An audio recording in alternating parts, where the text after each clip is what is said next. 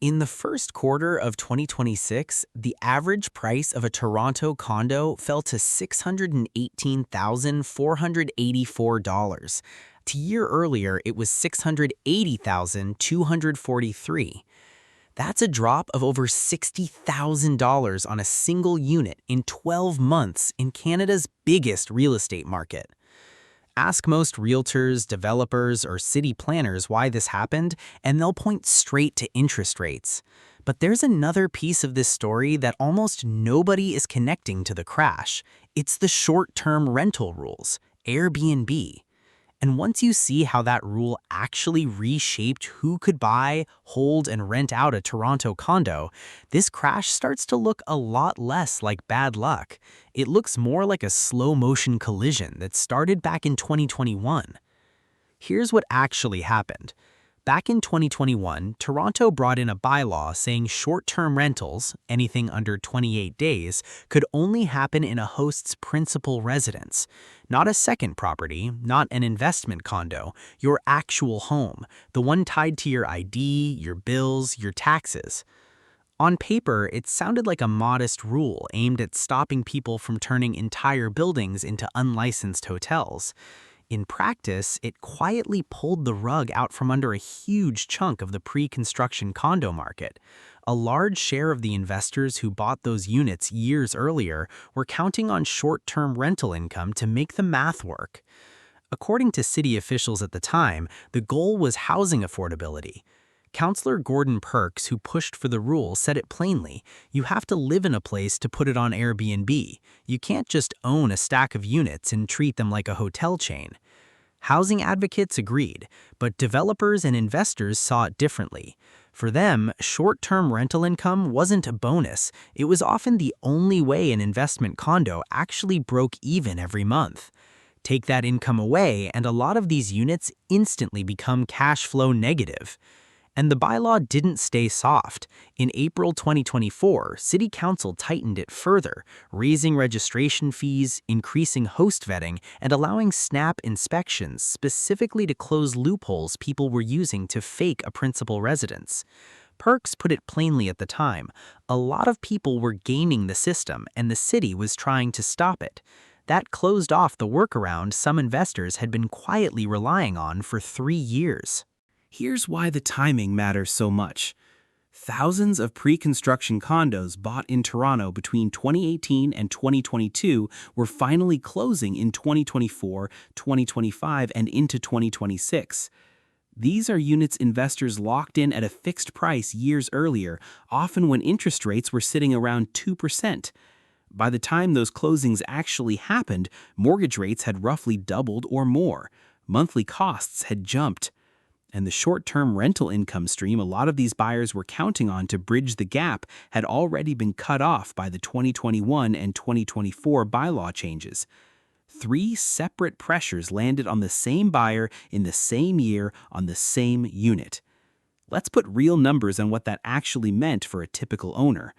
According to a 2026 investment breakdown from houseindex.ca, a $600,000 Toronto condo with 20% down, a mortgage rate around 4.5%, $600 a month in condo fees, and $3,000 a year in property tax runs close to $3,200 a month to carry.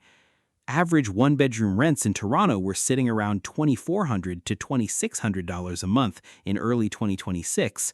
That's a gap of $500 to $800 every single month out of the owner's pocket on a legal long-term rental. Short-term rental income used to be the thing that closed that gap. For most investors, it no longer legally can. This isn't a new problem showing up for the first time either. CIBC economist Benjamin Tall flagged the warning signs back in 2018 when a CIBC Capital Markets and Urbanation report found that 44% of GTA condo investors with a mortgage were already cash flow negative, even in a low-rate pre-bylaw environment. Back then, prices covered up the problem. Investors were losing money every month but making it back many times over in appreciation. That safety net is gone in 2026. Prices are falling, not rising, so there's no upside left to offset the monthly loss. According to TREB, the Toronto Regional Real Estate Board, condominium apartment sales across the GTA were down 11.3% year-over-year in the first quarter of 2026, falling to 3,361 sales. New condo listings dropped 19.4%. Meanwhile, active listings stayed elevated near record levels. That means the units for sale were sitting there unsold for longer. TREB's June 2026 resale report shows the MLS Home Price Index composite benchmark down 5.4% year-over-year across the region, and a separate July 2026 market snapshot from Condo Go puts the median Toronto condo sold price at $590,000, with roughly 5.3 months of supply on the market, a level considered balanced, but a sharp shift from the seller's market Toronto had for most of the last decade. Behind those numbers is a wave of assignment sales, investors trying to sell their pre-construction contracts before they even close, just to get out before the carrying costs hit. According to a 2026 buyer's guide from houseindex.ca, assignment sales surged through the year as investors who bought in 2020 through 2022 rushed to exit before closing day. Many of those assignments were priced at or below what the original buyer paid years earlier. That's not a paper loss anymore. That's a real, locked-in loss, taken just to avoid an even bigger one down the road. Mortgage broker commentary reported by Canadian Mortgage Professional in March of 2026 described the situation bluntly. Some investors with rental properties turned cash flow negative are pulling equity out of other properties just to cover the shortfall, if they're able to. But brokers say the ones in the most trouble are a specific group, buyers who locked in a pre-construction deal 3 or 4 years ago and were never actually pre-approved for the mortgage because they never planned to close. They were planning to flip the contract for a profit before completion, using short-term rental potential as part of the pitch. When that plan collapsed, partly because of financing costs, partly because the short-term rental angle no longer legally works, those are the buyers walking away from deposits entirely. Developers felt this early. Analysts covering the pre-construction market in late 2025 were already calling 2026 a reset year, projecting a 60 to 80% drop in new project launches compared to peak years. The reasoning is straightforward. Investors made up somewhere between 60 and 70% of new condo purchases in Toronto during the boom years. Take away negative cash flow tolerance, take away high interest rates, and take away the short-term rental income stream that made marginal deals pencil out, and pre-construction math simply stops working for a huge share of buyers who used to show up at every launch. There's also a compliance layer most casual investors underestimated. Even after clearing the city's principal residence rule, a condo owner still needs their building's board to allow short-term rentals at all. According to a 2026 guide from Nurture Airbnb Property Management, the Condominium Act gives Ontario condo boards broad authority to restrict how units are used. Many boards have quietly banned short-term rentals through language about residential use only or minimum lease terms buried in their declarations, years before the city bylaw ever existed. So even investors who technically met the city's rules often found themselves blocked a second time by their own building. To be fair, this isn't the only story happening in the Toronto condo market right now, and it's worth being upfront about that. Interest rates are the biggest single factor economists point to. Elevated inventory built up over several years of overbuilding is another. Some analysts, including the team at Greater Toronto Home Pros, argue this is a correction, not a crash, and that it's actually creating a real opportunity for first-time buyers and end users who don't need short-term rental income to make a purchase work. TREEB's own 2026 outlook, released in February, forecast GTA average prices landing between $1 million and $1.03 million for the year across all property types, with condos specifically expected to see the most buyer negotiating power. That's a market cooling off, not necessarily collapsing. But the short-term rental piece is the part almost nobody outside the industry is talking about, and it's the part that explains why the pain is concentrated so heavily in the condo segment specifically, rather than across detached homes.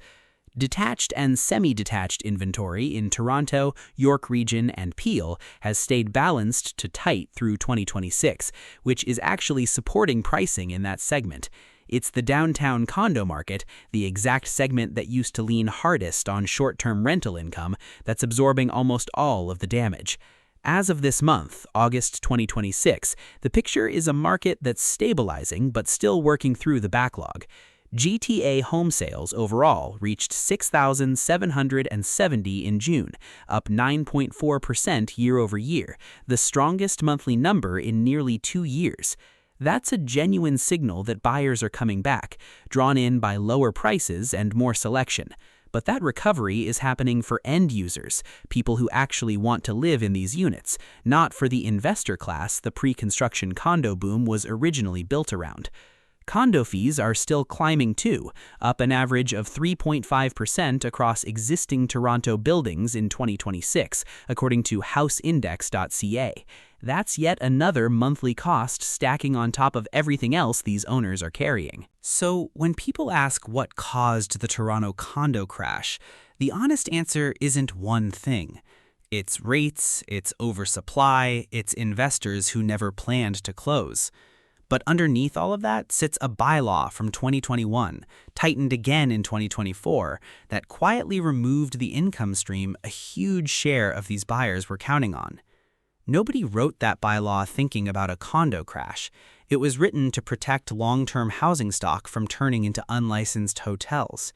But the timing lined up with a wave of closings, a spike in interest rates, and a generation of investors who'd built their entire plan around income that, one bylaw amendment at a time, quietly stopped being legal.